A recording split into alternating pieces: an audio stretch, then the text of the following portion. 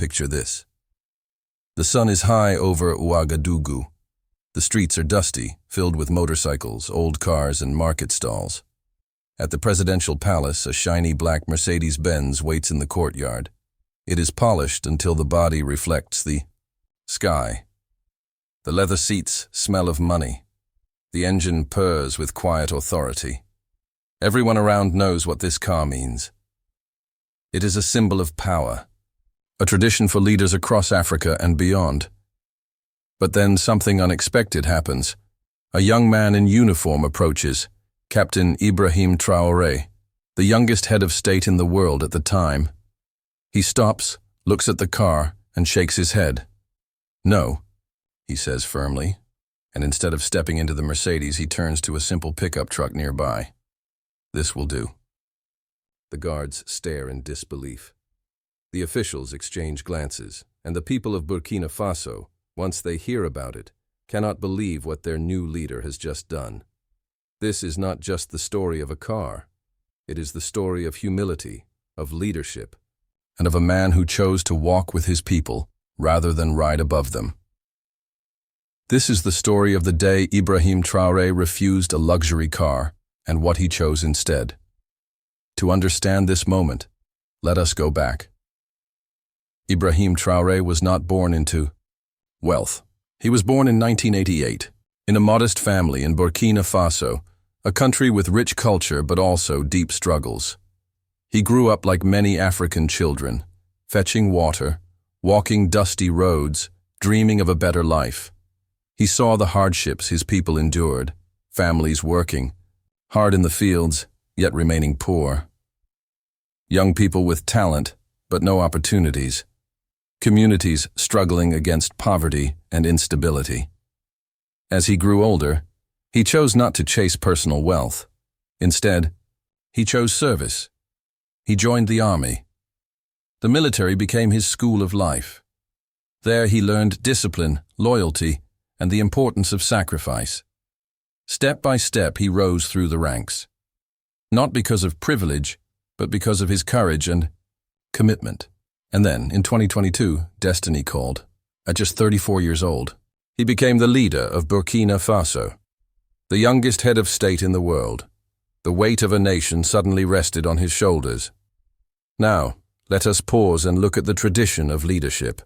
Across Africa, and even beyond, a president's power is often displayed through cars. Not just any cars, luxury cars, armored convoys. Vehicles worth hundreds of thousands, even millions of dollars.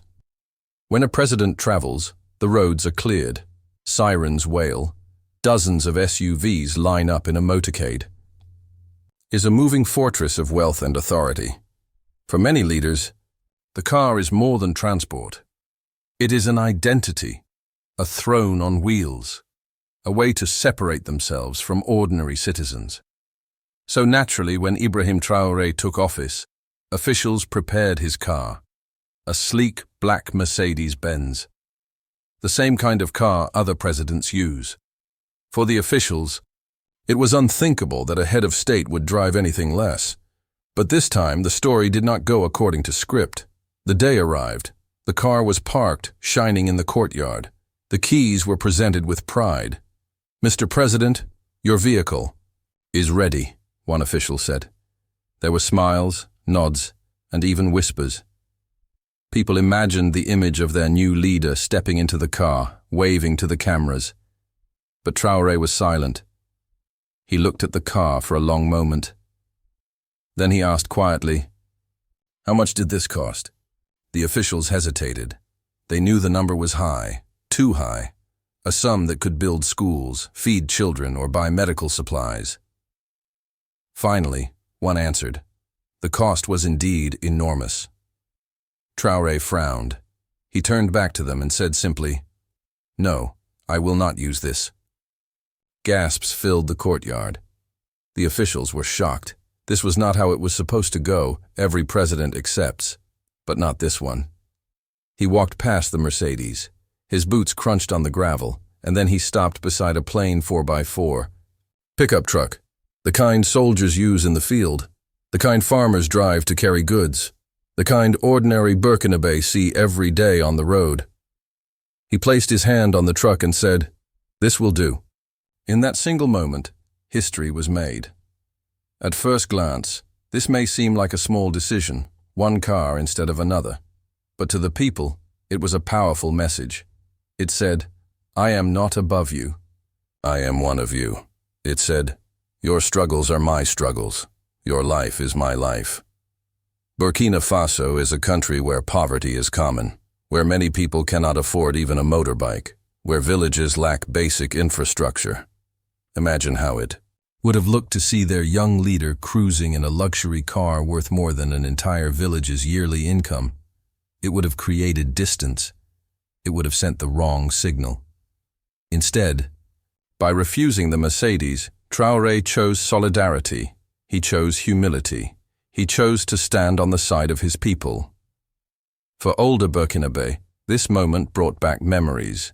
Memories of another leader, decades earlier, Thomas Sankara.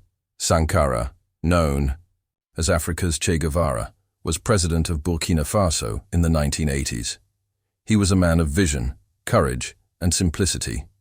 He lived modestly. He cut government salaries, banned unnecessary privileges, and told his ministers to drive simple cars.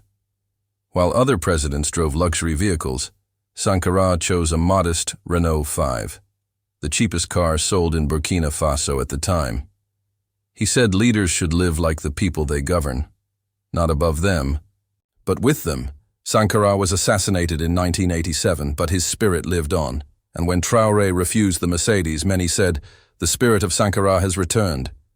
News spread like wildfire. In the markets, in the villages, on social media, everyone was talking. "Did you hear? The president refused the Mercedes. He drives a truck like us. He is different."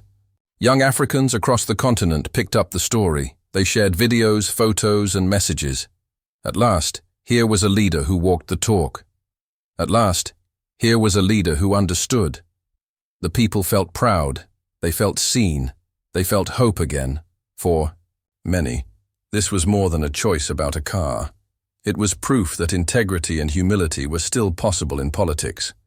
But the story also highlighted a painful truth. While Traoré was rejecting luxury, many other leaders were doing the opposite, buying fleets of luxury cars, spending millions on convoys, private jets, and palaces, living in comfort while their citizens struggled to eat. The contrast was painful, but also powerful.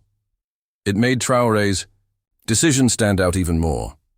A young leader, wise enough to see that true power does not come from gold-plated cars, but from the trust of the people. Of course, some critics said, rejecting a car won't solve Burkina Faso's problems. And they are right. The country still faces insecurity, poverty, and political instability. But symbols matter. A car is not just a car. It is a statement. It is an image carried into the hearts of millions. When a leader chooses luxury, the people lose faith. When a leader chooses humility, the people gain hope, and hope is the first step toward change. So what did Traoré truly choose instead of a luxury car? He chose more than a truck. He chose humility. He chose to share the same road as his people. He chose to carry the burden of leadership without hiding behind tinted windows.